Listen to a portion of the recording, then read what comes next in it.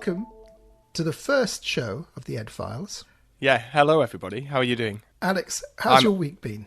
Bit like you, Leon. I'm rather tired. I've had a long week. I've had man flu. I've been teaching all week, but I've not taken a minute off. Of course, we teachers like to soldier on through, don't we? So anyway, no, not too bad, Leon. How about you?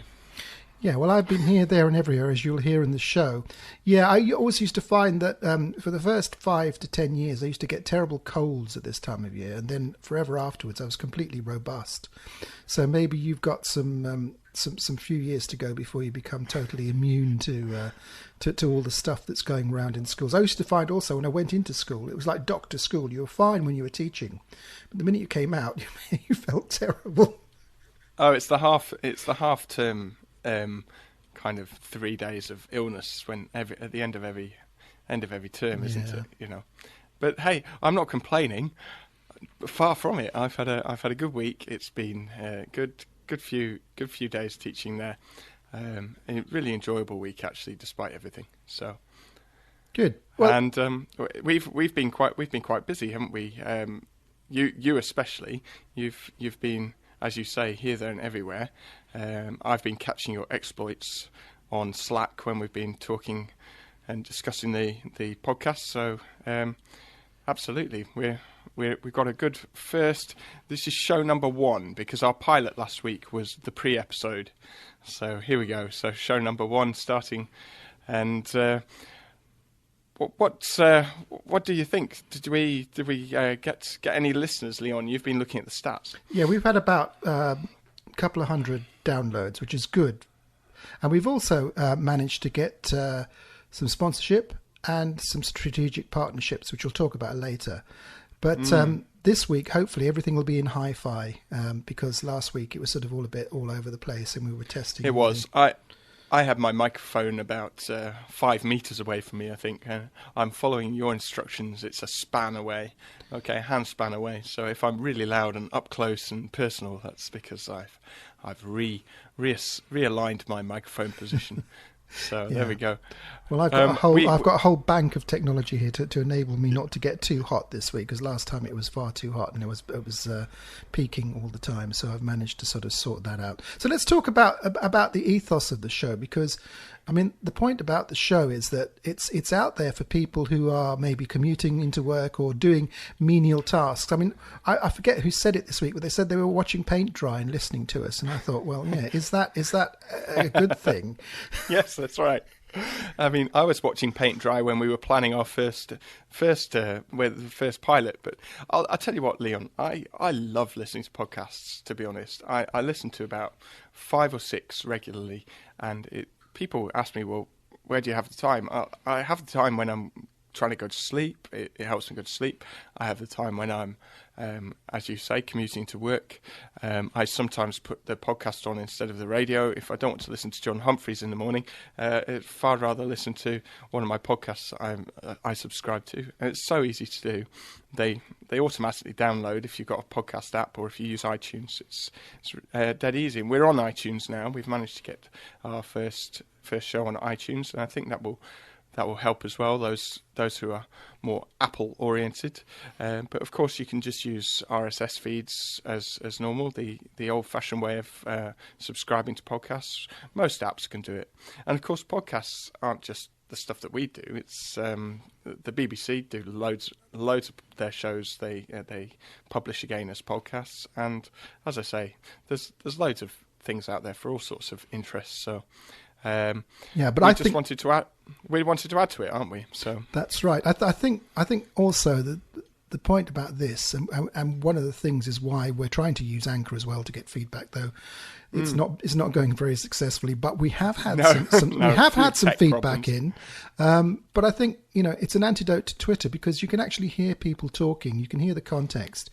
You can hear the nuance, and I think what's coming up later in the show, which I'm not going to talk about yet because it's a bit of a cliffhanger, will sort of prove that point, that people can get a reputation or there's a perception about a person online.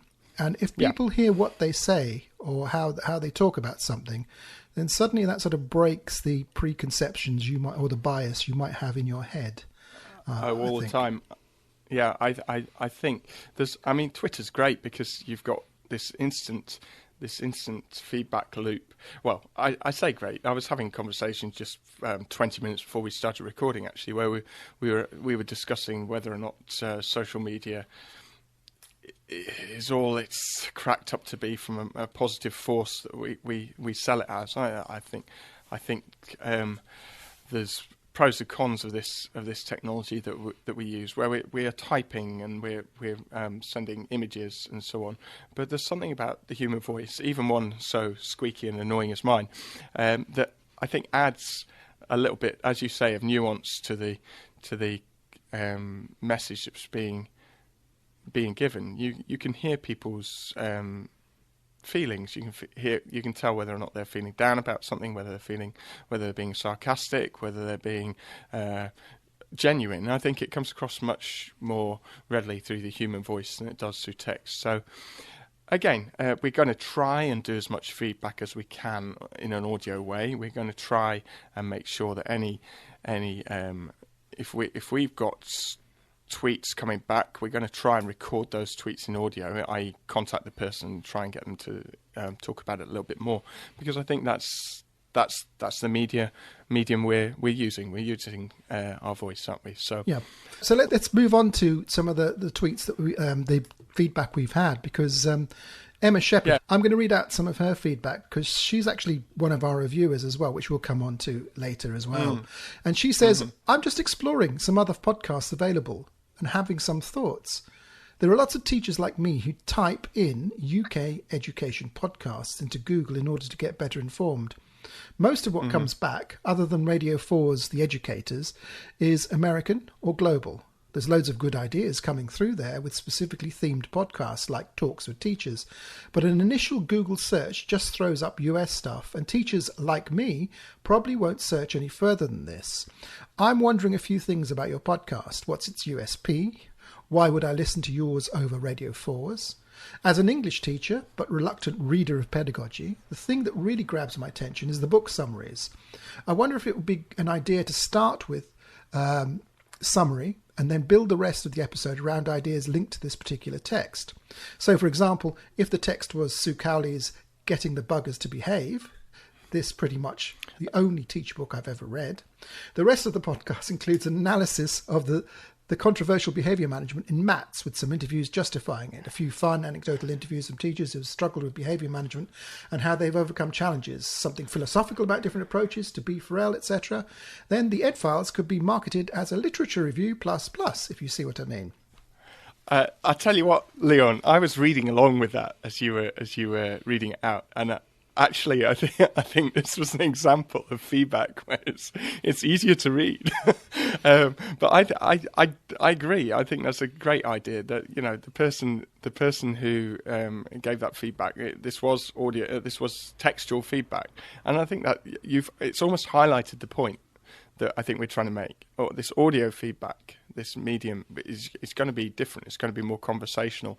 I really like the point they've made, though. I think we are going to try and build this podcast around not just reviews, but around conversations with other teachers. I think the book reviews is one of our key selling points, if you like. But any CPD, this is supposed to be a podcast for teachers, recorded by teachers and consultants, Leon, but recording by us, and trying to get as many different voices in as possible. We're not wanting to come from any particular bias, even though we will probably bring our own to it. Of course we will, but at least we can acknowledge that. But I think that's a great idea she's suggested. I don't know whether or not the structure that she's proposing, in that there's a summary and then everything builds around it, 100% fits in with what we want to do, because we want this also to be a conversation, and so there will be feedback, there will be news as well. But in general, I think it's pretty much what we're trying to do, isn't it? Yeah, and also, I mean, we really do want to get this theme together, but you've also got to remember that getting content, as people will find out later, is quite hard, because you've got to go out, you've got to ring someone up, or you've got to go places. I think. Sorry, I've been trying to chase up my friend. He'll remain anonymous, but I was trying to get him tonight, even just to do a little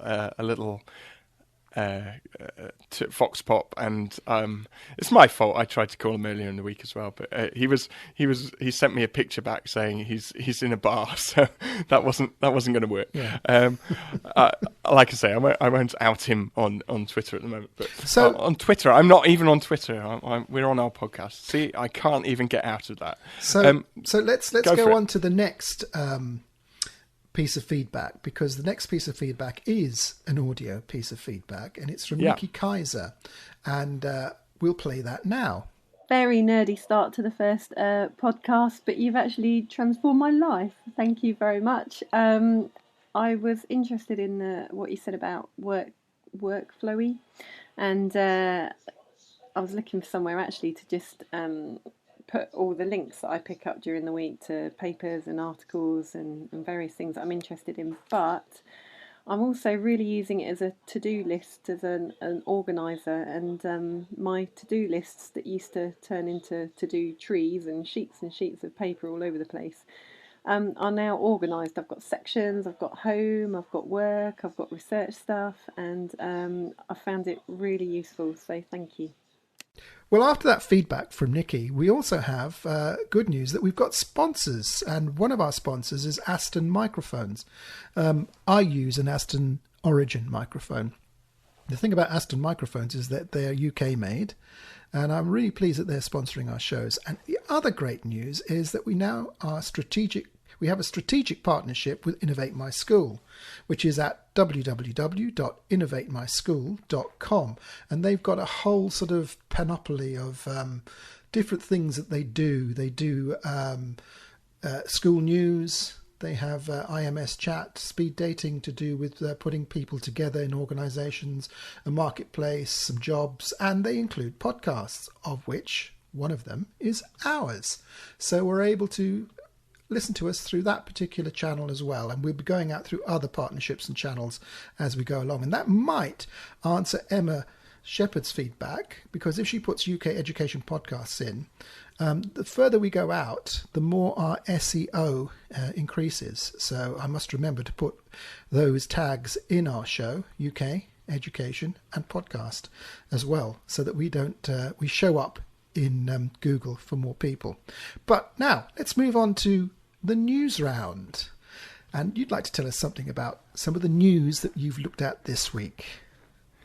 Sure, yeah. This was in the news actually about a week ago, which I found fascinating because as a science teacher, this sort of story comes up quite, every year, every couple of years. The idea that in the science department we've got these really dangerous chemicals stored and so on. And it made the mainstream news, obviously, that there were about 5, I don't know, I don't know the numbers, but there were a few schools where there was a particular chemical. This is terrible, I should know the chemical off by heart now, but we've been talking about it. It's an A-level used in A-level chemistry, and basically the long and the short of it doesn't matter about the name, but the long and the short of it is if you keep it in certain conditions, you keep it hydrated, you keep it wet, it's perfectly fine to store long term. But if you let it dry out, it actually becomes quite volatile. It's something that could cause an explosion in the school.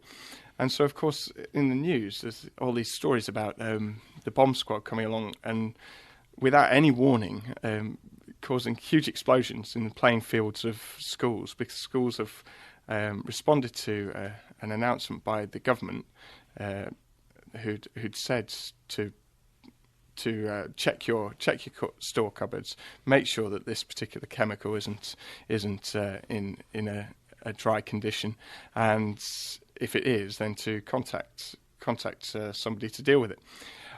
So the reason why I wanted to bring it up is actually going back to this idea of Twitter being a good force for good. There's a professional association for science education called the ASE, and we regularly have a chat on Twitter every Monday. And actually, we organised a Thursday kind of an impromptu emergency chat just to talk about the do's and don'ts with this chemical. And we had the organisation CLEAPS host it. They're the organisation for safety in science, and in science teaching particularly. They're the ones that hand out the advice on what to do, how to handle chemicals, etc. And the conversation was really quite interesting, ranging from what to do, links to the advice. Basically, CLEAPS said, don't just call the bomb squad. Don't go straight for the bomb squad. Contact them first. They will advise you on what is needed to do. And hopefully, I think they were hoping as much as anything to try and mitigate the number of perhaps unnecessary controlled explosions that are making craters in all the rugby fields and football fields in schools. And then, there were some people also saying that there's a real problem here, because if chemicals are left to be in that situation to a point where they are unsafe, somebody isn't doing their job properly. Whether you can blame it on a poor technician or somebody else, there is an issue, and we do have to be careful of the equipment that we keep in schools, because especially some of the chemicals we keep, they can become potentially dangerous. So could that be sort of something to do with people's sort of legacy, people leaving things as a legacy behind, so they've left that for someone else to deal with, or it's been forgotten about, or... Well, there's a question. Yeah, I think it is, but there's also a question mark about this particular chemical, whether or not we were using it more often since the new practical requirements for A-level would come in, whether or not it actually started to be stockpiled by schools to use, because they have to do their kind of required practicals in A-levels now, which has been a change over the last couple of years. So I don't think there is any digging into this much further, apart from just kind of an interesting story. No one's been hurt. There's not been any particular issues, but obviously having to call the bomb squad out for any particular reason in a school is always going to cause quite a hoo-ha on mainstream media and just in conversation with schools anyway. I think from CLEAP's point of view, and certainly our discussion, it was good to talk really and to be aware, have the awareness, bearing in mind that on Twitter we're only a small subset of teachers, but the story making the mainstream news makes sure that schools across the land double check their chemical stores and make sure that everything's stored safely. Tell us a bit about a couple of other items that you've had in the news this week. Yeah, I think we're going to have to start a regular feature. I think it's Education Government UK Twitter tweets of the week or fortnight. There's been a couple of crackers. The first came late last week, which was Nick Gibb's analogy of transferring the DNA from grammar schools to other schools, and I'm being the pedant I am. I actually got quite engaged with this little meme. So Nick Gibb says, and this was quoted by educationgov.uk, "We want to bring the DNA of a grammar school to other schools to ensure they're delivering a similarly high quality education." And as you'll see when we talk about the next tweet, this is fairly amusing. But the pushback on this was quite incredible. Just comments back and forth, but some of the discussions we were having is just looking at the metaphor. I did get a bit carried away myself, thinking of extended metaphors related to this tweet, including whether or not the grammar school DNA is going to be able to be replicated without selecting for desired traits. I meant students, of course, but and taking it even further, because once I start, I can't stop, as we've just talked about. There are many ethical issues to gene therapy and DNA transplantation, and that goes for the DNA of grammar schools as well, I think. And not to be outdone, my dad even managed to chip in just a minute ago, and his pithy comment was, in hospitals and doctors' surgeries, of course, DNA stands for did not attend. So we need to be thinking about whether or not transplanting the DNA of grammar schools into comprehensives or other school structures means that we will have some students who do not attend these schools. So there's tweet number one. I thought that was a nice little way of. This week we had a different kind of we had a disappearing tweet syndrome from the not just once but twice, bless them. the education.gov.uk sent out a lovely little tweet. I think it was just last night, and then it disappeared away again, and then came back again. And their tweet, I do have a screenshot, but their tweets, I'll paraphrase it slightly, but their tweets went something like this. It said 70% of white working class boys from grammars go to uni versus 54 from comprehensive schools. And then there was a link to their consultation again, and it said, what do you think about grammars? Without the question mark on the end. So, of course, we all piled in because we can't help ourselves. Poor punctuation, no factual content. The stats were questioned from people like Laura McInerney at Schools Week, and various others, just questioning whether or not the stats were even collected in that way, questioning why that particular category had chosen. But to me, the most obvious point is, and it was made beautifully by Tony Parkin, whose tweet we'll put in the show notes. He turned their little tweet into a graph, and the graph is so powerful because, of course, if you turn their little set of percentages into a graph, they forgot to include the rest of the white working class, to use their category, that will be attending the other schools in that area, the secondary moderns, if we'll call it that. And when you include those, and whether or not, if we assume they don't go stay in secondary modern and then they don't go to university, then what that implies is that it's actually about 20% of the children in the areas that have grammar schools, the white working class, to use again the government's category, that actually end up at university. So for various pile-ins on that tweet, whether or not it was good statistics anyway. Of course, the other point was grammar schools get to select the children that attend, so they should all be certainly capable of going to university. So why is the value 70%, not near 100%? Yes, exactly. So it's such a misstep by them on their campaign to bring back grammar schools. I couldn't believe it. To use that as evidence was, to be honest, it was almost insulting for them to use that as evidence. So the 20% of the DFE staff are innumerates. And 90% of statistics are made up. Absolutely. Yes, so it was a classic. Of course, what was fascinating as well was the actual story of the tweet itself, which appeared. A few people commented on it, made the point that the statistics were poor, including Laura, and then the tweet disappeared again. But within half an hour, it come back, precisely the same tweet, exactly the same. They'd obviously looked at it and gone, no, I did mean to send that, question mark missing and everything. So then they put it back up again. Yeah, I think probably what they've got is an automated tweet sender. So basically that's just kicked in. With poor punctuation. Yes, it's just kicked in. Another instance of it, yeah.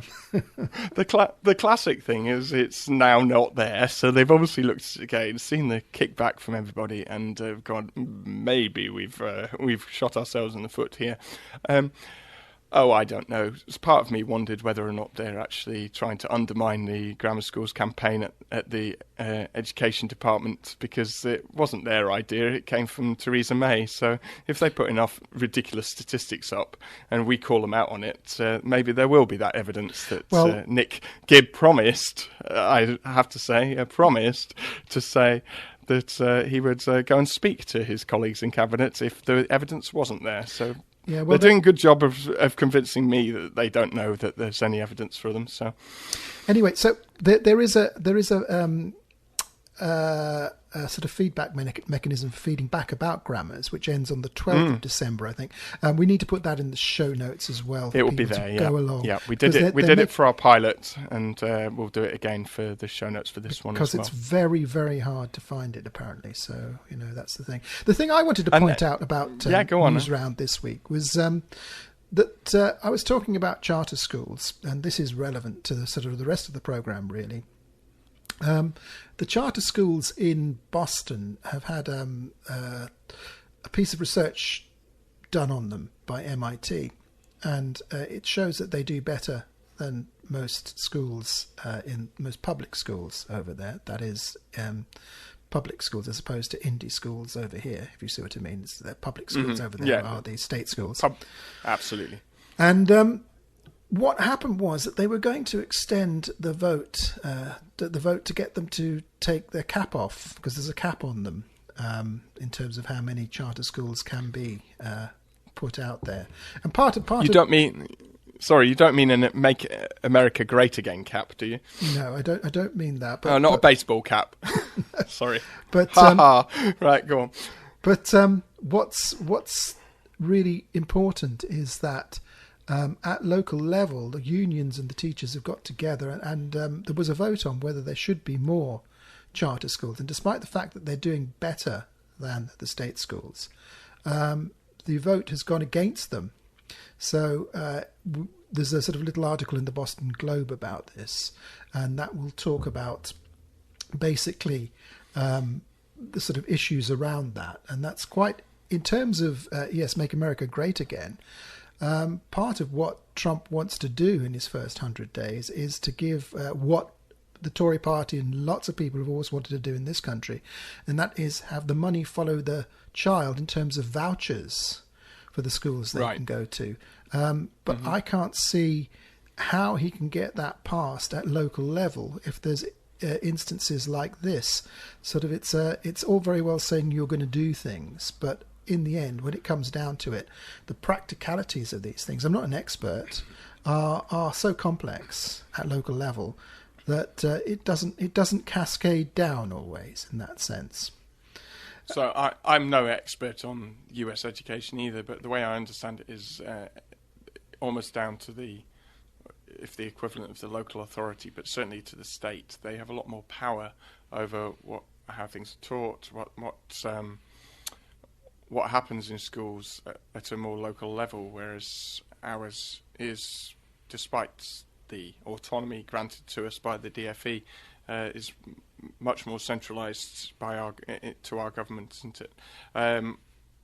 So, are you saying, was this just a local vote? It was a local vote for Boston for around the Boston just for Boston, in those areas. So, but there are charter schools in other areas in the US. Oh yes, loads of charter schools in other areas. It's just this particular localised instance that everyone kicked it out for some strange reason.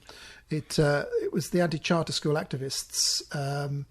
It was Massachusetts voters overwhelmingly rejected a major expansion of charter schools on Tuesday, brushing aside calls for greater choice amid concerns about the overall health of public education. And people can read that in the show notes if they want to.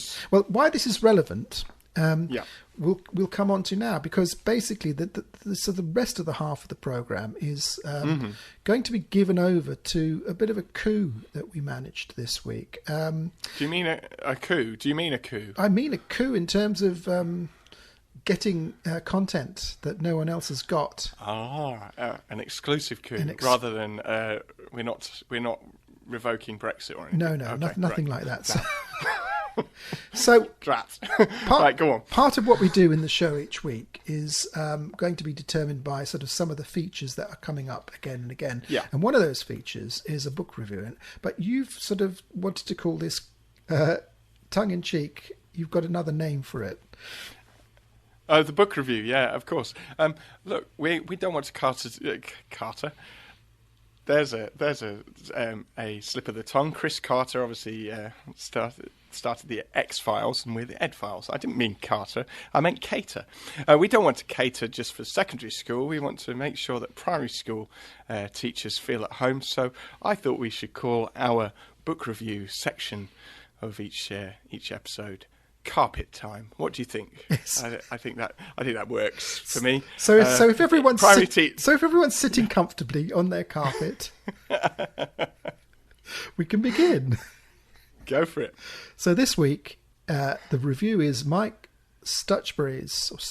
I can't remember how to pronounce it. Stutchbury. I've never known how to pronounce his name until I listened to his review. That's right. It's Mike. He's given us a handy hint at the end. I thought it was Stuckbury before, but it's Mike Stutchbury's. I thought it was Stuckbury, but there we go. Stutchbury's review, and he's done a review of two books. One is the Battle Hymn of the Tiger Teachers, which is the staff of Michaela School. Yep. And the other one is Playing with Fire, which is Mike Fairclough, who's a teacher down on the south coast, who runs a school. He runs it like a forest school in many ways. He's got an outdoor piece of land with water buffalo, and the children go and do smelting of iron, looking after the water buffalo, all sorts of things, making weapons, firing clay pigeon shooting guns, all this kind of stuff. So Gove is taking us back to the 50s, and this guy's taking us back to the Stone Age. Is that right? That's right. So what I was going to ask then, this is interesting because Mike's been quite vocal. It's an interesting choice. I'll be interested to listen to this review because Mike's been quite, I don't mean vocal on Twitter because you can't be, but you know what I mean. He's had a few things to say about Michaela School. They've had a rough summer. There were quite a few news stories about them over the last few months. If you want to think about the publicity they've had as potentially bad publicity, I want to retain a fairly open mind with regards to the school itself and the people who work there. I think you can disagree with some aspects of the school without necessarily damning the entire enterprise. But interesting choice of Mike there. I'd be interested to see what he makes of the book. I've been having a read of it myself, so. And so have I. So that's precisely why I gave it to Mike, because he was so prominent on Twitter about it. And I think we can listen to that review. I mean, what's interesting, the reason he's given those two books, they're both by the same publisher, but they're both about head teachers who would do something different. So everyone can settle down on the carpet and have a listen to Mike's review. Today, a pedagogical battle royale.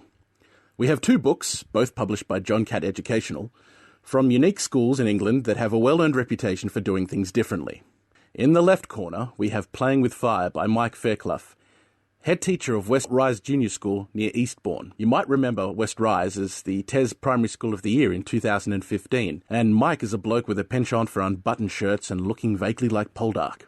In the right corner, we have Battle Hymn of the Tiger Teacher, The Michaela Way by Catherine Burbelsing and the teaching staff of Michaela Community School. You might remember Michaela as the school that isolated a student for not paying for their lunch, along with all sorts of traditional classroom practices that send progressive educators into paroxysms of rage. Both books purport to instruct the reader on how to go about creating an outstanding learning environment. The approaches they take, however, are wildly different. Fairclough's quick, direct read begins by outlining the story of West Rise Junior and their purchase of marshland adjoining the school, following the discovery that it was a significant Bronze Age site. He talks about his desire to connect students with the heritage of the site and describes the unique curriculum that emerged as a consequence. At West Rise, students learn the skills of their Bronze Age ancestors, building fires, tending to animals, and smelting bronze. If that weren't enough, there's a herd of water buffalo that students work with, in addition to clay target shooting. Blimey, Alongside the Bronze Age aspects of the curriculum, students operate their own art studio and radio station, having been given roles of significant responsibility by their teachers. Fairclough's tale of West Rise is all very inspirational. It's heartwarming, with a central message running through the book about the benefits of risk. Students who can pluck a duck or shoot a bow are much less likely to crumble at the thought of SATs as opposed to those in other schools, or at least that's the thinking that's employed here. Fairclough also goes to great lengths to get across the idea that Ofsted and the DFE are fine with all sorts of adventurous activity in schools as long as correct procedures and risk assessments are followed. If I had any criticisms of the book, it was that the back half of the book in which Fairclough discusses school procedures and policy seems to fall a little bit flat and feels padded out, as opposed to the first half of the book. It is, however, an engaging and thought-provoking read, particularly for those who are looking for a pedagogical pick-me-up, a description of things being done differently and it all working out. Battle Hymn, on the other hand, is not so much inspirational speech as it is a manifesto. This is a book with a single-minded mission, to change the way English schools are run. Michaela's controversy-courting head, Catherine Birbalsingh, begins the book by discussing the trials and tribulations that the school has endured since it opened in 2014, striking a slightly combative tone to begin with. Michaela is made out to be a very different school than those around it, and with high academic results and better-behaved students. That's big talk. Birbalsingh then hands the mic to the staff of Michaela, most of who contribute a chapter. Most significantly, perhaps, Joe Kirby kicks off with a chapter about the power of a knowledge-based curriculum, followed by Olivia Dyer on the use of drilling and didactic teaching in classrooms. As the book progresses, the key features of the Michaela experience are examined before branching out into the wider world of education. Jess Lund writes a great chapter about burnout, and Hin Tai Ting really drills down into why teachers aren't respected in this country. It is a very powerful read. Maybe a bit overwhelming to digest in one sitting. Rather, this feels like a book that could and should be referred to based on an aspect of school life. Each teacher goes into an incredible amount of detail regarding their practice, and there's a lot of work done to make each chapter digestible, with key messages standing out. I'm going to have to admit, I was a bit sceptical about Tiger Teachers. I thought that the zealotry with which many accuse Michaela staff of in their blogging, and they all blog, would be overwhelming here. Rather, it's much more measured and calmer than I would have imagined. Reason is employed here in large dollops, rather than the emotive ranting that I expected. I'm going to be very interested in the response to this book. For all the reasonable arguments that are employed, there are still one or two fairly fiery points made regarding classroom practice that will stick in the craw of many teachers. Perhaps that's my one qualm here, that many won't be able to get past these one or two points in taking on the deeper messages of the book. And there's some fantastic messages about discipline, knowledge-based curriculum, and creating a school culture. So, which book wins out in this battle royale? I think they're both wildly different. I'd read Fairclough if I wanted to be inspired and create something new within a school. I'd read the Michaela book if I was looking to fix something that was broken. One thing I do know, having read both books, is this. Both books have something to say about putting responsibility for learning back into the hands of students. Maybe that's something we can take away from this. Outstanding schools are those that empower students, rather than spoon-feeding them or labelling them. Until next time, this is Mike Stutchbury. So as you can see from Mike's review, he's really won over by the book in many ways. He's very positive about both schools and their books, and actually sent it off to the publisher, Alex, and he said they were fair reviews. And it's very interesting when you read the book, because I have been reading the book religiously, that the more you read the book, the more insight. The Michaela book, you mean? Michaela The book, Tiger. yeah, the Tiger Teachers book, the Battle Hymn of the Tiger Teachers. The more you actually get insight into how the school is run and the ethos behind the school. So you've got less sort of half-truths or opinionated stuff on Twitter, and you've got really a more in-depth. So it's quite a smart move writing that book and getting the staff to write that book. So on the back of that, I went down to Michaela and I interviewed Catherine. So I went down to Wembley in Brent and in the ex-HE College building. This is Catherine Birbalsingh, who's the head of Michaela. Yeah. Michaela, I went down there with the tape recorder, and you can hear the sort of, it's right by the tube line there going into Wembley Park, I think it is. And she gave me an hour of her time. What I'm going to do now is play an extract of 17 minutes of the interview. We'll have an extra show with the whole interview, which is an hour long later, But we'll publish it separately. We'll publish it separately. And okay. Basically, this is the bit of the interview where I asked her about her chapter and the way parents push back, the pushback she was getting from parents. Mm-hmm. So, thinking about this, you talk about in the book, which is quite interesting. It's good that that's been issued now. I think it will give people a lot of insight into what happens in the school. I think it makes things a bit more explicit, rather than people having to try and think or guess or surmise or hear rumours or whatever. You talk about unintended consequences and mistakes that you've made. Do you think at the moment you've got a good enough feedback loop with the community in some cases to sort of determine, to tweak? You talked about, you introduced a computer suite for after school access to be able to do the specific apps and things that they needed to do to self-test, and the parents particularly requested that. Do you think you've got that feedback loop right now? Well, definitely. I mean, our parents tell us all the time things that we need to do to improve, what works, what doesn't work, and so on. And they're the main people. And the children, obviously, they tell us all the time what's working and what isn't working.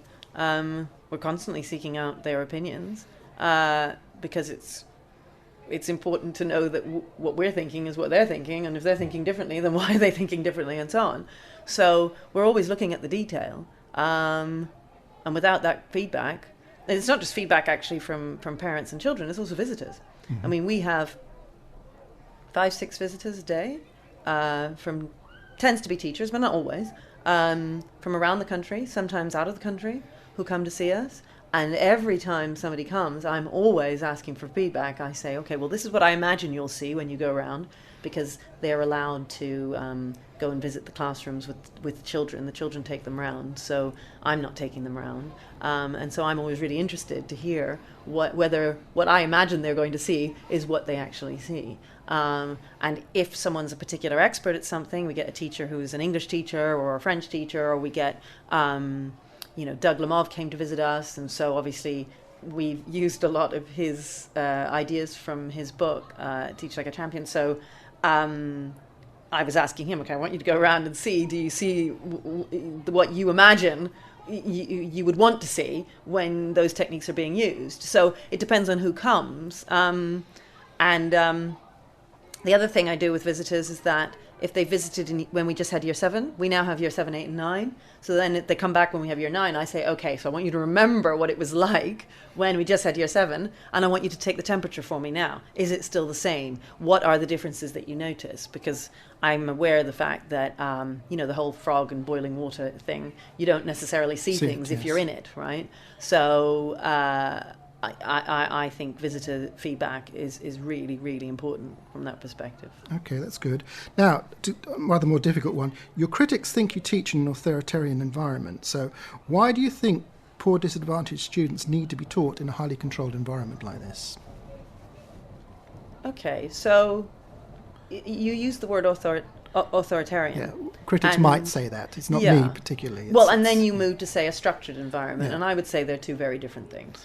I would say that we are not authoritarian. We have authority, but that's a different thing. And we hold authority in a structured environment. I think it's not just inner city kids. I think all children need to be in a structured environment. I think children benefit most and succeed most when they are in structure, and they enjoy the structure. They feel they know the direction they're going in. They feel supported. That's how you support them. That's how you love them, by giving them the structure, and they love you back for it. Our children love us, and we love them, and they're really, really happy, and they're much happier than they were at their primary schools. And every single one of them, whether they were a good kid or a bad kid before, notice I say before, because they're not bad here. They're lovely, and the reason why they're lovely is precisely because we get them to behave. And they want that. They want to be put in a structured environment which supports them behaving, because they can be better, because we can all be better. And And when the expectations are high, everyone rises to those expectations.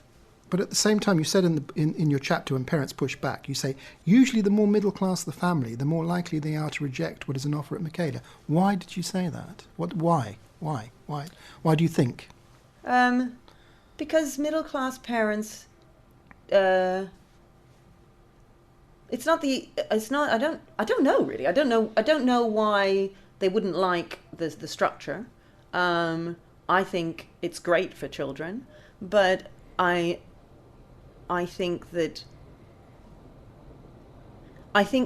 when you live in poverty, when you live in the inner city, when you see the trouble that kids get into on a daily basis, you're scared for your children.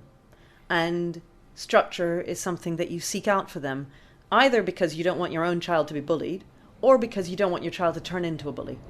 Or because they're being unruly elsewhere, and you think, gosh, if only they had that structure, I know he could do it. I know he could be better than this. So there's that.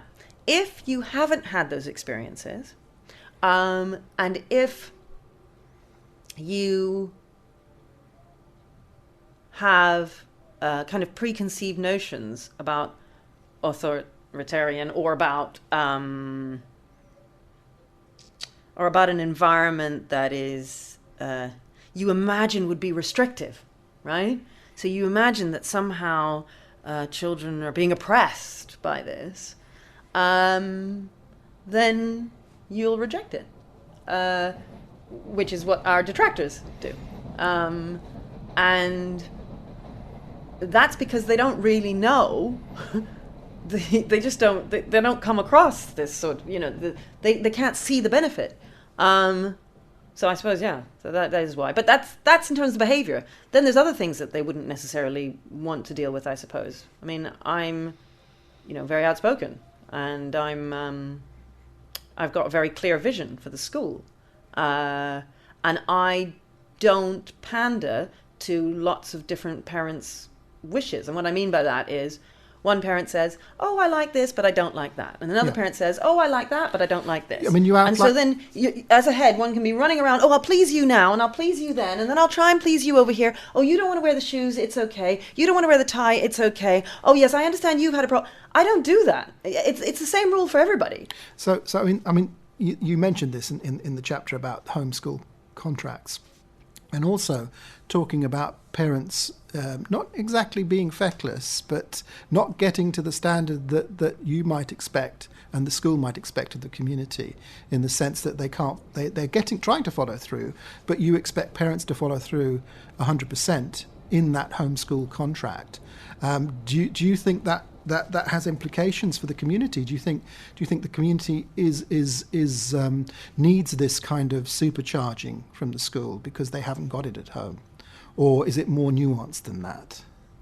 Well, you used the word feckless. I don't know why you said that. Well, I certainly didn't use that word. In fact, I talked about being a personal trainer. Okay. Because being a parent is really hard for everyone. Yes.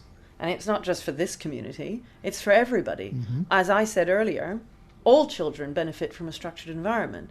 And sometimes parents choose not to give them that structured environment. Now, obviously, parents need to bring up their children as they want, and we may not be the right choice for every parent, because every parent won't necessarily take to the kind of structure that we've got here. But they're not feckless.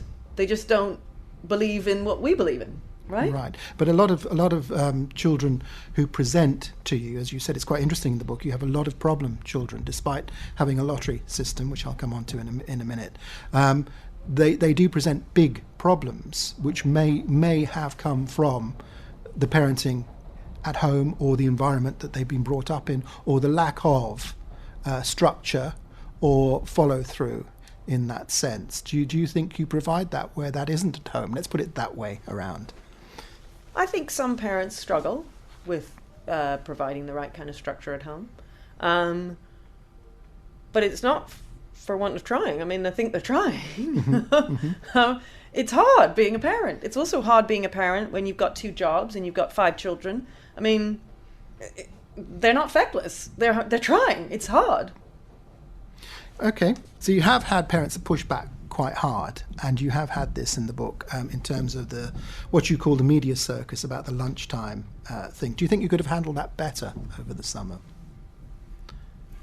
Well, I say what I think, I think I wish more people would, and I don't think that we're doing anything wrong. I think we're doing the right thing. We're still doing that. We're not doing anything wrong. People are attacking us because they don't like us. It's unfortunate. I wish they'd stop. So, in Jonathan Porter's chapter, he mentions you have 360 children and no permanent exclusions at the time of writing, which is quite amazing. What about those families that elect to leave, or there must be some attrition happening? Well, the version you read was an earlier version. I agree. That's been corrected. We have had one permanent exclusion. Right, since then. So there has been. Well, not since. I don't know. I mean, it was. There has been one permanent exclusion. So he did say at the time. There are of some writing. families who choose to leave. I talk about them in my chapter. You know, one boy didn't like the food. One other mum wanted her son out because she wanted to buy her own trousers. One mum wanted her phone back. The children were not badly behaved. You know, it's not the case that the children who have left, there have been some children who have left, children who've been top of the year because they have been moved out because of the council. Often that happens. Yes. So we've lost a number of children because the council has moved them out of the area, moved them out of London. And so there's nothing they can do. Others, you know, for reasons I've suggested, but it's not because they're badly behaved. That just isn't happening. Nobody's really badly behaved. The systems don't allow them to be really badly behaved. We have some naughty children, but the systems, the reason why I say they're naughty and that's it, as opposed to really badly behaved, is because the systems won't allow them to ever be really badly behaved. So we don't have anybody kicking off or being really rude or... It just doesn't happen, ever. And I know that's hard to believe because in a normal school that's kind of normal, but it just doesn't happen with us. The kids are really grateful and lovely and kind, and they thank their teachers for their lessons. They go out of their way to help other children, to help the teachers.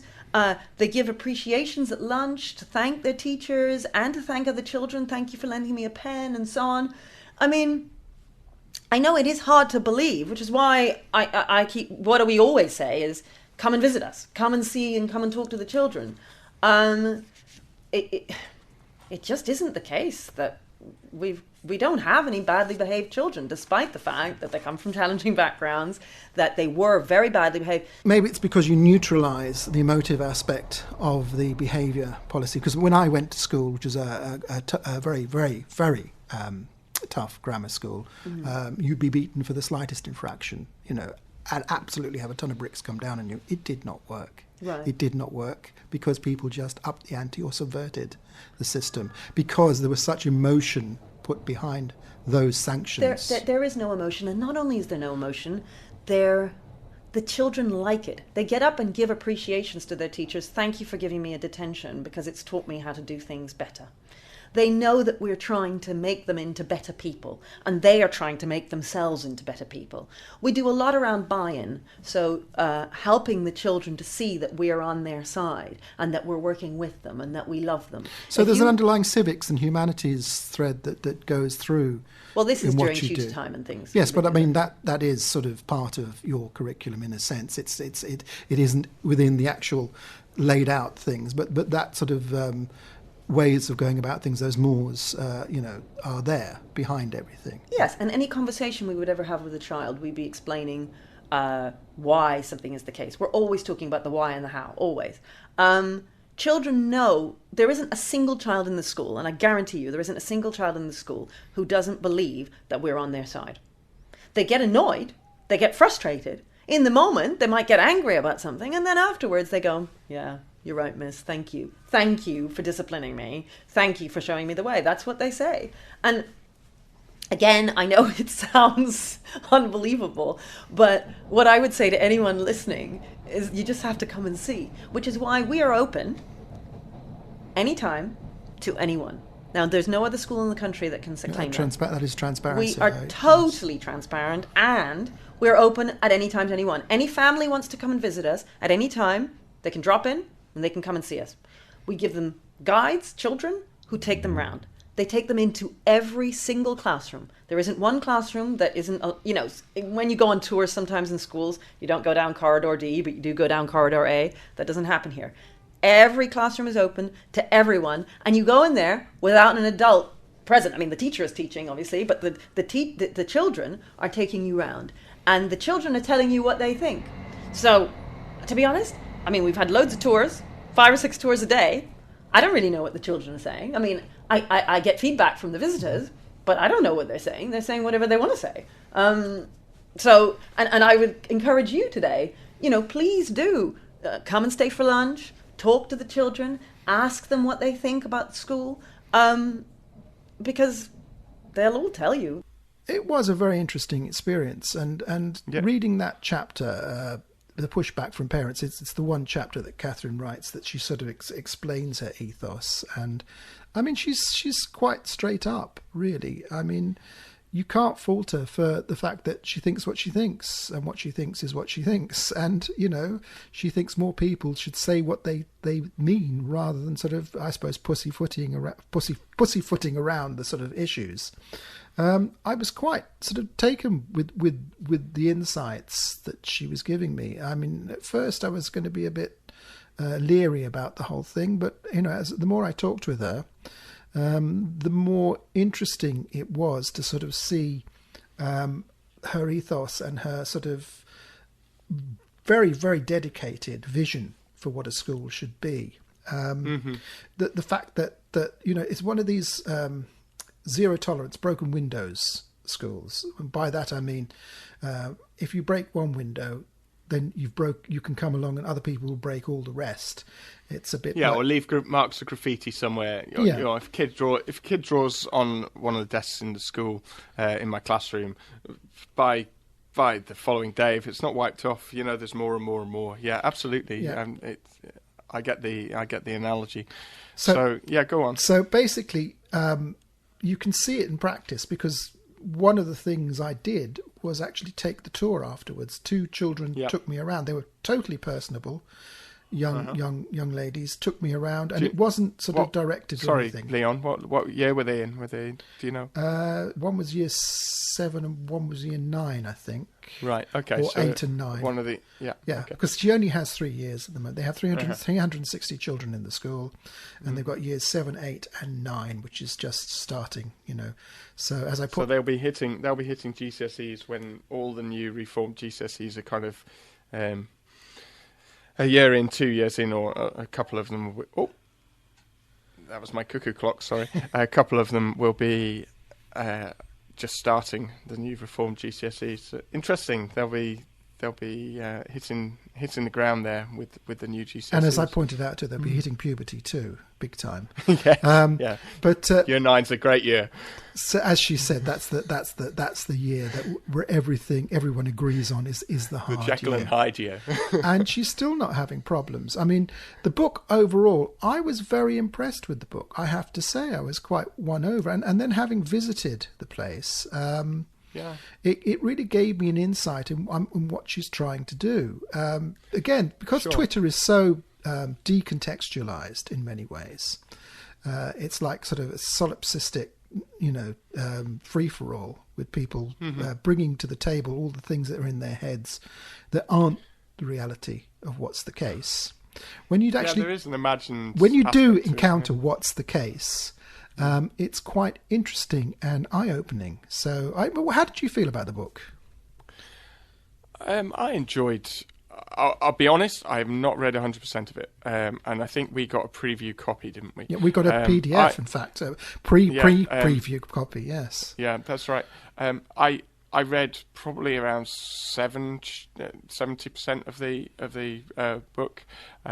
It's the chapters are each written by, as I think Mike said, they're each written by a teacher on a particular topic.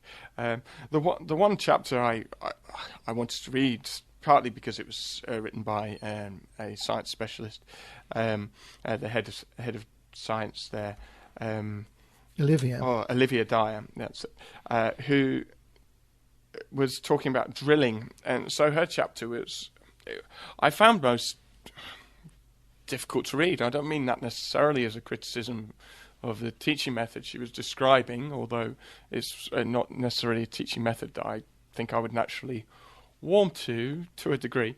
But I found it difficult to read, partly because a lot of it was an example of what they do, and they do that quite a bit through the book. They give little. There's a lot of concrete operations going on. Yeah. So scripts, if you like, script. Yeah. I don't mean that they're running from a script, but I mean in the book contains kind of some dialogues that might occur between a teacher and the class, and they've attempted to write those down so that to give people an idea of the sorts of interactions that might be happening in the classroom. Now, Olivia's point was about drilling and making sure that students are repeating back and learning definitions. So any definition that you want them to be able to state, they have to be able to state out loud to you in the way that you've asked them to, as well as be able to write it down in the book. They use quite a... I think a lot of these ideas have come from Doug Lemov's Teach Like a Champion, and I think he has similar sort of suggested interactions with kids. I'm in two minds about this, because I completely agree with their argument that just because it's done that way doesn't mean that the kids won't enjoy it. We had a quick chat about this, and you said it reminded you of your. I think you said in the interview as well with Catherine, in the full interview, that it reminded you of some of your school days back in the day. I don't know. I find it really difficult to see myself as a teacher running the class regularly like that. Do you know what I mean? Yeah, well, fair enough, because I mean, when I went round on the tour, I actually didn't see the science block, which is on the top, but I did see a lot of the French and the language, and it's quite dynamic. It's direct instruction, but there's a lot of to and fro and people having to reflect, and actually you can hear a pin drop in between times. And people do get on with things really, really precisely. What I found interesting was that I went to the lunch. Now, the lunch yes, I have to talk about, because the famed lunch. The lunch is split into two halves of half an hour, because obviously the school is now 360 children. I presume there'll be sort of 4 sessions once it gets really big.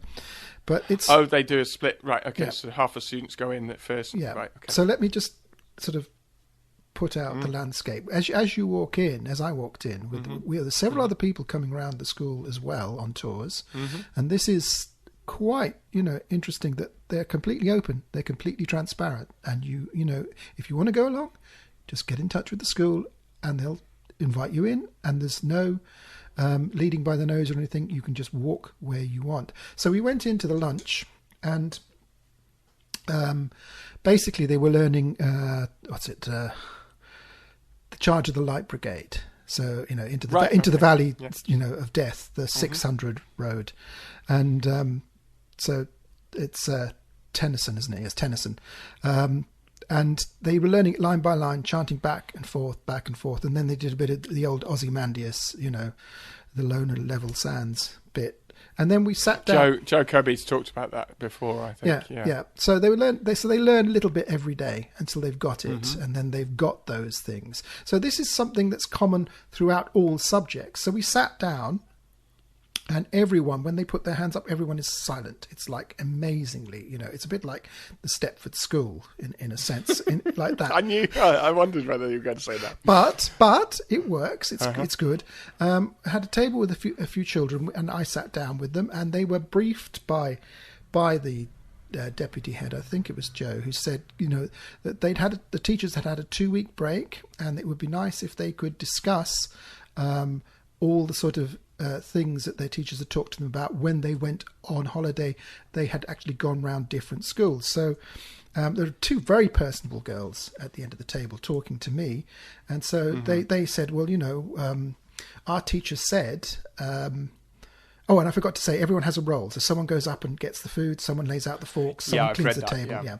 So that's all very, very precise. And as you're eating, you have these discussions. And it was quite interesting that she said, well, one of our teachers went to Eton, and he said that the children didn't sit up straight, because they've got these acronyms for sitting up straight, SLANT, sit and listen and be attentive and all this, and they're repeated again and again like a mantra, and everyone their mores and their ways of going about in politesse. And so she said, well, Eton, the kids weren't as good there as they are here, which is interesting. And I sort of thought, well, I'll just sort of poke under a bit and see what happens in terms of what people know. And I said, well, do you know where Eton is?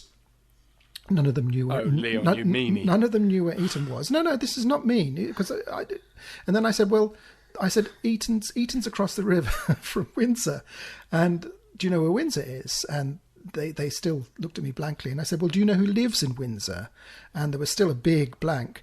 So I told them who lived in Windsor, and it kind of reinforces what Catherine says, because even though they've been given lots and lots and lots of input, these children still don't have enough cultural capital. Even when you're having a sort of serendipitous conversation like that, and I can see why she's getting pump priming them with all this information, because they don't have it. And that's not just particular to Michaela School, I don't think. Gosh, no, absolutely not.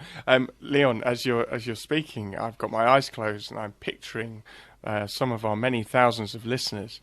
I'm hoping seriously that they're concentrating on their driving, whatever they're doing, and they're not shouting and screaming at the podcast at the idea that young children from certain backgrounds have to know who lives in Windsor.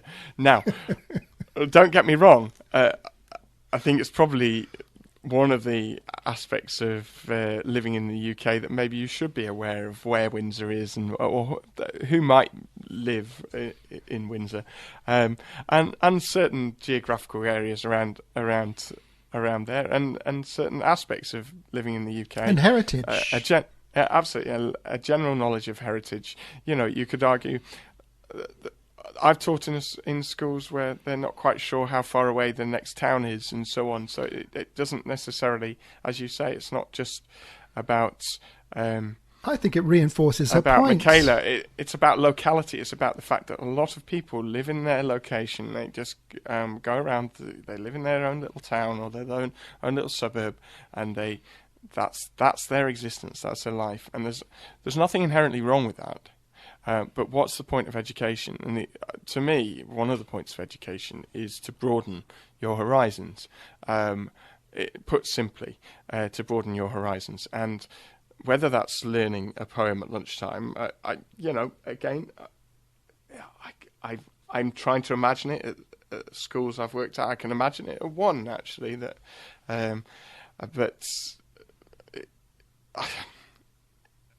a school, they've set out there what they want the children to do and how they want the children to interact and what they want the children to learn and how they want, very specific on how they want the children to learn and how they want to teach them. That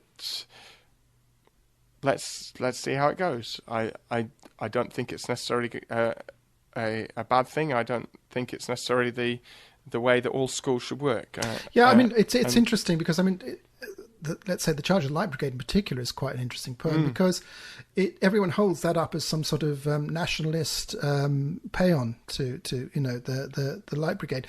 What it was in part was Tennyson pointing the finger at bad military management, and Kipling came along and wrote a poem about 37 years later about the people who were left, the vestiges of the Light Brigade, who weren't getting their pensions.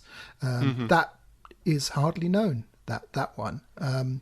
So, I mean, Yes, it's interesting. It can lead one bit of knowledge, as you say, it leads to more bits of knowledge. I just find it fascinating. I mean, and it was a wonderful lunch because we had a wonderful personable. And at the end, they stood up and they actually thanked people for certain things. One of the children at the end thanked me for sort of guiding the conversation, and they do this to the whole room. It's very, very tightly controlled, though, because the teacher comes around and says you've got 30 seconds to finish off, in terms of eating. Go. So if you're a slow eater, you've had it, really. But you've got to run lunchtime, at the same time.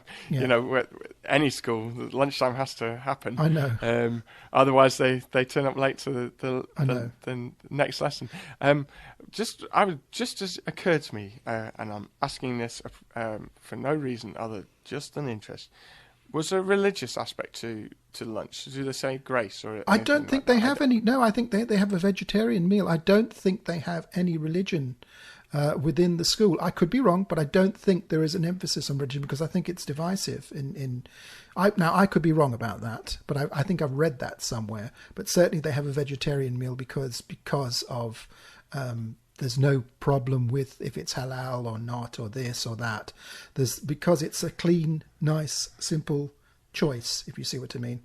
And I did say there was. So all the meals are vegetarian. Yeah, but there was one little girl on the group who was who didn't eat, but she seemed quite happy because at the end she was wanting to feed back and praise someone and all that. So, I'm not going to say anything about the school. All I can say to people is go along and take a tour. Go along and see the school before you judge anything. Go in there, see how it's run. Certainly they make a big thing about the fact that please come along, please come and visit. I've been critical of a couple of things that have happened. It's not because it's Michaela, because I just disagreed with it. We're allowed to disagree with things if we don't like what we see. That's part of life, and sometimes it's okay to say something. But I do think that there are some aspects of in some cases, and Catherine talks about this a little bit in the wider interview, of the vitriol that's been mounted against that particular school. Now, I don't know Catherine, what Catherine's kind of famous for before the school. I know that she's written a book or two. Other than that, I'm no real knowledge of what she was doing before running Michaela. I know she's been put forward as somebody who certain people in education agree with, and she appears to be quite a Marmite figure, if you like. All I can say is if you don't want to go to the school, listen to the hour-long interview I had with Absolutely, them. Yeah. Because that gives you a good flavour. And again, it's to go back to the beginning of the show, you get the context, you get the nuance. I think she has an unmediated platform in which to talk, which you don't often get. Everything's wrapped up in a nice little bundle, isn't it? And on Twitter, it's always sort of carefully dropped in a timeline, and people have written a blog about it, and that's kind of mediated and censored down. But once you hear the person for themselves speaking and talking, she says it's a risk. And the impression I get is that Catherine's into systems and systems that work, and she's on the side of the kids. And what struck me very strongly was the fact that these are kids who are by no means easy, or who were by no means easy in previous schools. And she was hoping to get a whole catchment of middle-class parents come in, being attracted to the sort of success of the school, and she hasn't had that because they don't live in Brent, basically. No. And I'm sure she will in time. But obviously, it will come. The thing that will sort of determine it will be probably their GCSE results. But even then, if you listen to the interview, she has very strong opinions on that as well. And Ofsted. Various other things. In the interview, I think you asked her about the five types of head teacher? Yes, that that's right. the research that went around Twitter a couple of weeks ago, and I say Twitter and the press as well, the education press, about whether or not your particular what subjects is linked to what type of teacher you become. Poor old PE teachers got a poor rap there, I seem to recall. But her response to that was interesting, partly because she hadn't seen that particular article, that particular piece of research, and partly because she just didn't seem to be able to pigeonhole herself, and we're not very keen on putting ourselves in pigeonholes, I guess. Yeah. But I wonder where you would put her, Leon, if you'd after your interview, which of those types is your gut feel as to where she is? Is she an architect or is she a surgeon? Well, I don't think she is a surgeon, because we talked about sort of attrition and the realities behind the lottery and things that I had concerns about. And I mean, if you've only had one in 3 years, permanent exclusion, you're doing pretty well in the school, even though you might have attrition through other means. What got me in the end is that, as she said, there are certain people who just wouldn't be able to teach in that school, or even to run it, or to be able to sort of have a Michaela 2, 3 or 4. I mean, I could not teach in that school. I would subvert my own teaching and the whole system within about 10 seconds of walking through the door. That's me. That's who I am. And there's nothing I could do about that. You'd want to push back, would you? Well, no, I wouldn't push back. I would just subvert it, because it's in my nature. I don't know why it's in my nature, but if you transplanted me into another type of school, I'd be quite happy there. But I mean, I could function there, and it would be wonderful. It'd be a bit like Nirvana.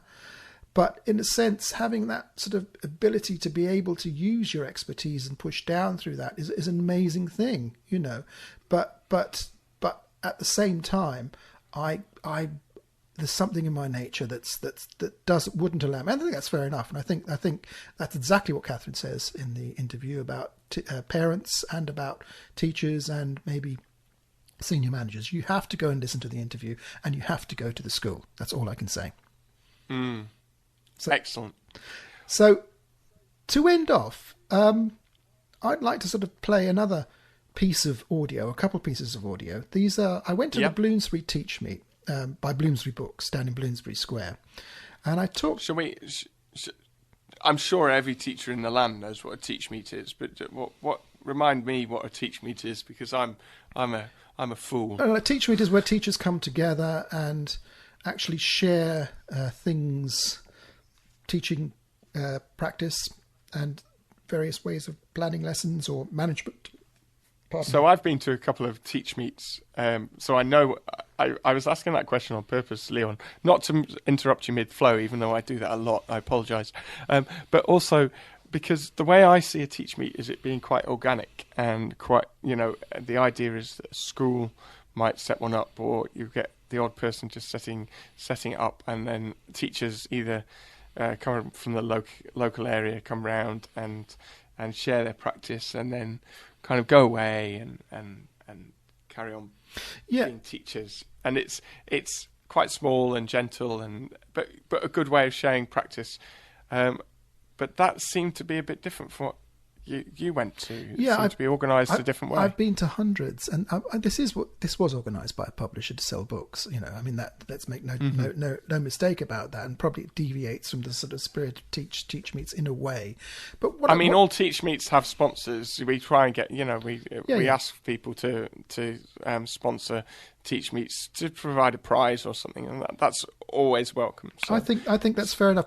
But what I found out, I mean, there were about 60 people there, of whom there were about 4 men, and mostly sort of younger women, varying sort of in their 20s, 30s, some in their 40s and 50s. I took a mic with me, and I always ask people why they've come. And I talked to a couple of people. I talked to an NQT and someone who worked in a pupil referral unit at Peru, and a couple of teachers who'd started to sort of be quite good getting on Twitter and giving presentations themselves at Teach Meet. So if we could just listen to that for a couple of minutes. Sure. Tell us a bit about how you got to come here tonight. So I attended my first Teach Meet last NQT year, having followed Ross McGill on Twitter, and he organised the TM London. And then after having an incredible evening that night, which reignited my passion for teaching, I continued to follow the Teach Meet hashtag on Twitter and realised that Eventbrite sold all the tickets. And probably once a month, normally around payday, I go on and search for Teach Meets and then just book up for the next few months and put them in my diary.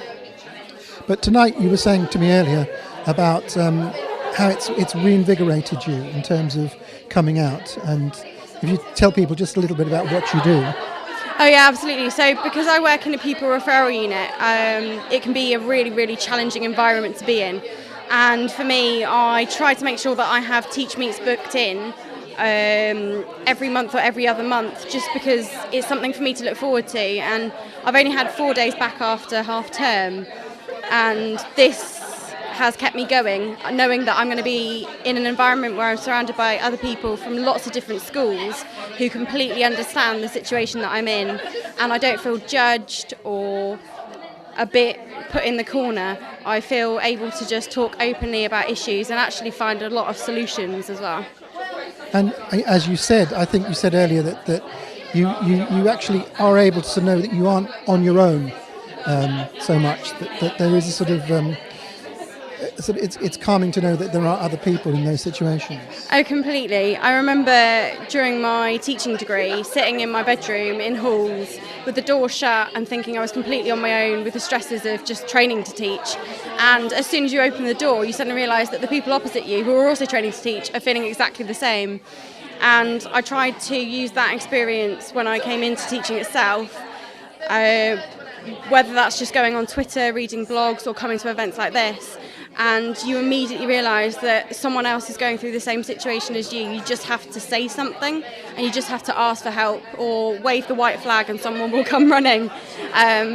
It's really, really important to realise that you might feel like you're on your own and you might feel like you're the only one experiencing it, but there are so many people there who, okay, they might not be experiencing it, but they're willing to help you, and you're never actually truly on your own.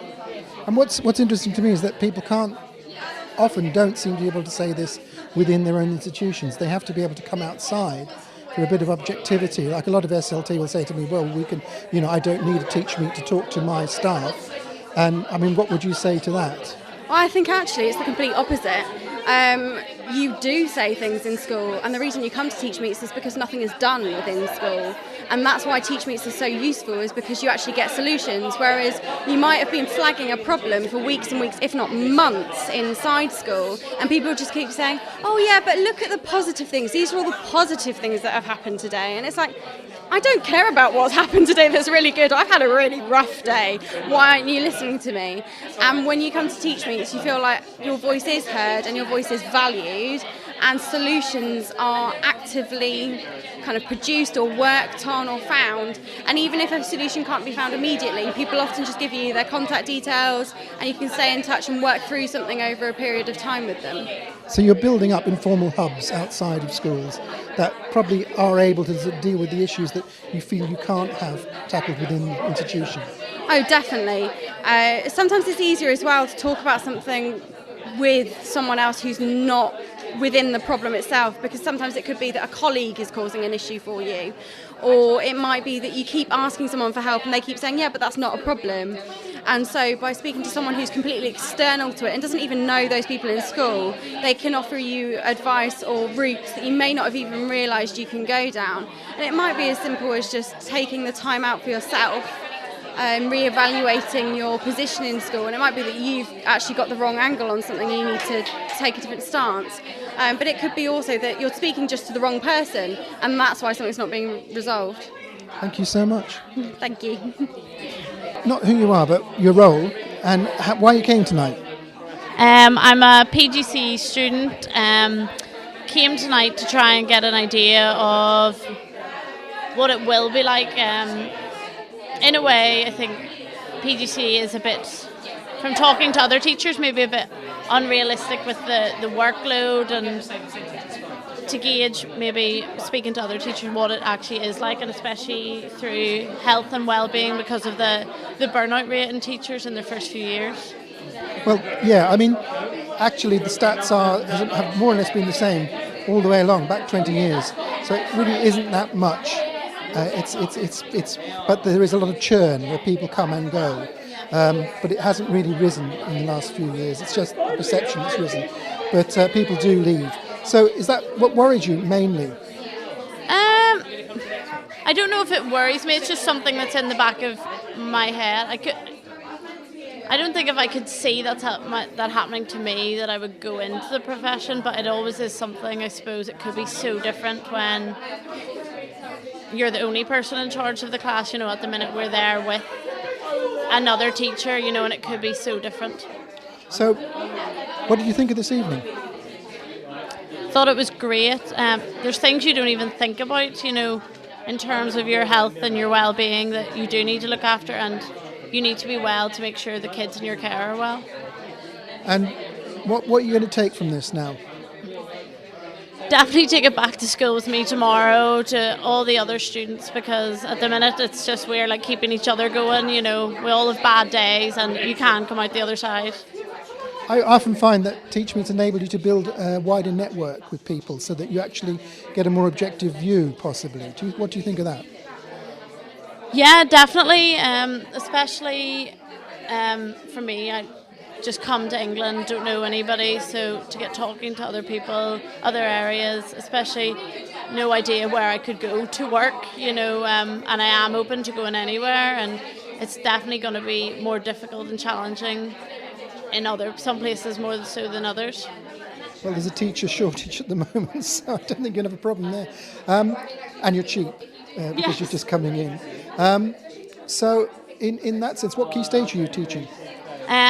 Currently Key Stage 2, Year 6, but all my experience was Key Stage 1 with Year 1, so loved last year, was worried about this year, thinking, with their SATs and everything, but I have really enjoyed it so far. It's nearly, you can have a conversation. They are they're nearly little adults at that age, So what do you think about have you read the new teaching document that's come out this week? No? Oh, maybe you should look out for that. It's just come out, and it's got wall posters and how to do things and things like that. A bit of research. So have a look for that. But thank you so much. Thank you very much. Right, can I ask you how you found out about this tonight? I found it on Twitter. I look at TeachMeet hashtags and see what's going on in the area. Well, I came with Kate, actually, because we share a lot of information between the two of us, but we both follow Twitter a lot. So why did you come? We both really are interested in health and wellbeing in schools at the moment. We're both working in inclusive environments and learning more about mental health for teachers and for children. I think it's really important. It's something really big that's happening in schools at the moment. And also it's a really good opportunity to come to Bloomsbury and see what was happening here.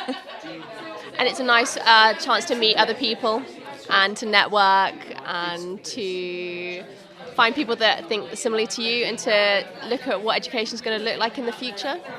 Have you been to many Teach Meets before? I think this is our third or fourth. Third, yeah. But I like the different mix of ideas that you get somewhere like here. If you're in school all day, you don't necessarily get the chance to hear the different things that are happening in education. And also, it's not just teachers that come and talk at Teach Meet. You get a huge range of people coming to talk. It really gives you a real wide idea of what you can do out there for your children. So it's really exciting.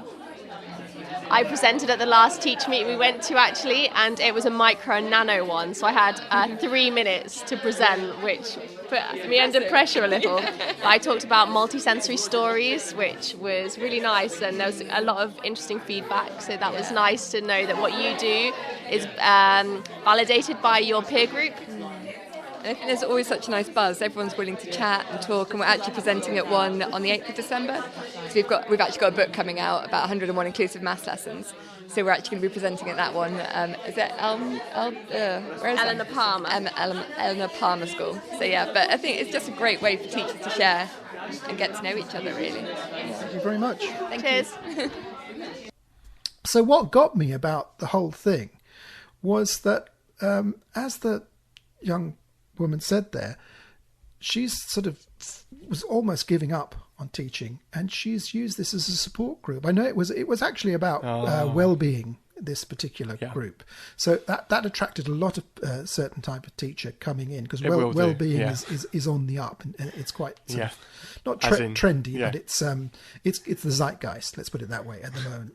We need to look after our well-being is on the up, rather than teacher well-being is being improved. I'm not sure. Yeah, so I see what you mean. Yes. So I mean, what she was saying was quite startling, is that she's saying, it's almost, the teach meets are almost keeping her going. They're priming her socially, in that she's sort of isolated within the classroom, comes out and saves all her money up, and then will buy books, and then will interact with sort of her peers, as she says in the interview.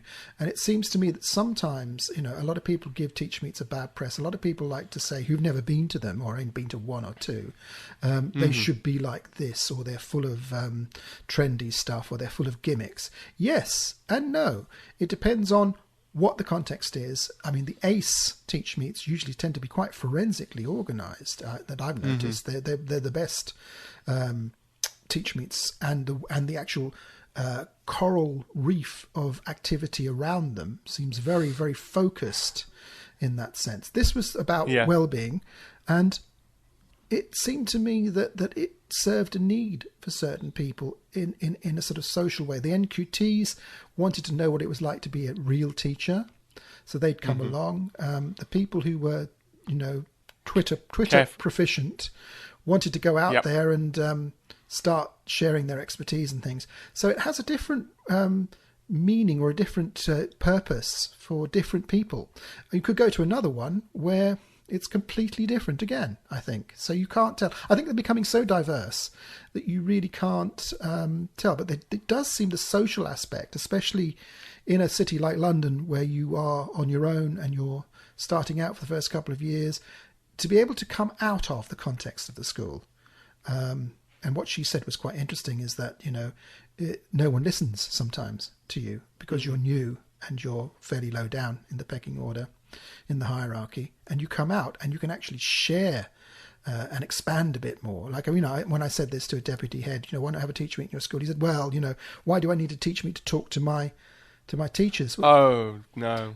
You see, I've seen a lot. That attitude. Unfortunately, I'm sorry if this person is listening, and but I have to disagree. I think the idea that a school shouldn't run a teach meet for its own teachers, to my mind, is just ridiculous. We learn from each other all the time, but we never have the space to do it. We never have the time to do it. And actually, it's I think, one of them. So long as this, David Weston would say that you need to follow CPD up and make sure that it has purpose and so on. But one of the aspects of staff training or CPD has got to be getting ideas from each other. I love working in schools where that is the ethos of how we improve, is that we learn from each other. But sometimes I think to get an objective view, sometimes you do have to leap out. And especially if you're having problems with your own institution in terms of communication, absolutely, maybe the best thing is to go out, and that's where they do serve a purpose. I think I don't know, in that particular instance, I was very struck by that being the thing. Did you have another clip? No, those are the clips. All the clips I've put down, and basically, we're running out of time here now, because I think we've gone on. We've probably run way over. For those of you who only have a commute of 20 minutes, this has hopefully sorted you out for the entire week. So, are we going to just finish off then, Leon? Shall we just talk about how people can feed back to us? Yeah, I think. And one other thing was the idea of we'd had of having a mailing list, wasn't it? So that's right. So do you want to talk about the feedback methods we were thinking of? Well, there's several feedback methods. One we tried last time, which was putting a thing on Anchor, which is an app which you could put on your phone. Unfortunately, it's quite hard to sort of getting people to actually feed back on Anchor once you're on it. Once you've got the app on your phone, because you can't do it through a PC, you can't do it through a desktop, unfortunately. Once you've got the app on your phone, you can actually, it's just a matter of signing up and then lifting the phone up to your ear and speaking. Yeah.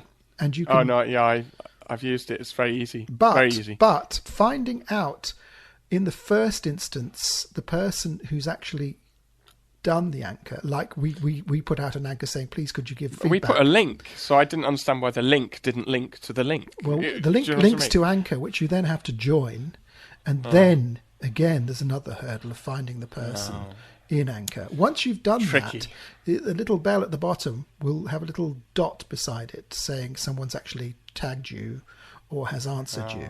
So those are three things, and the three hurdles are too much. One hurdle is almost too much for people. So the other way... Did Nikki's feedback come from No, Anchor? Nikki's feedback came from her phone. She just picked her phone up, recorded it into an app. You have a recording app as per standard on any phone, and sent me the WAV or the WAV or the particular file, and I was able to put that up. Put it on Dropbox or anything like that, and we can attach it and send us the link, short enough, attach it to an email. That's the other way to do it. Basically, that's probably the fastest way to do it. Or if people make a comment on about this podcast on Twitter, I'm quite happy to ring someone up and record you. Yeah, and get your views, because that would be useful. But I think you're right in really focusing on this idea that we hear people's voices. That's what we want this podcast to be, not just me, and you've told me off quite a few times during this recording for going on too long, not just me whittering on, not just you talking sense, but also people adding their voice to it. And we've had quite a diverse set of points, I think, today, and it's been nice listening to everybody's different contributions. So please feedback through some kind of audio medium if you can, please. That'd be great. And the other thing is that we are issuing a newsletter list. A mailing list, yeah. For people who want to know what has been in the show, and it just goes to your email box. And we promise not to spam you. No, well, we wouldn't do that. It's a sort of once a week thing or once a fortnight thing. You just go to the same thing, www.theedfiles.com or theedfiles.co.uk, and that will get you onto our current program. Yep, which is this one, and you'll be able to follow the links and click on the subscribe to the newsletter. Brilliant. We'll put all of this information in the show notes. Guess what, Leon? There's the cuckoo. It's that time again. The cuckoo's telling us it's time for me to be quiet, for you to close the show. Make sure you play my beautiful music all the way through. Yes. And we will see you all next time in a fortnight's time. Leon, last word to you. I just say, yes, listen to Alex's music. He's very talented. And have a great time.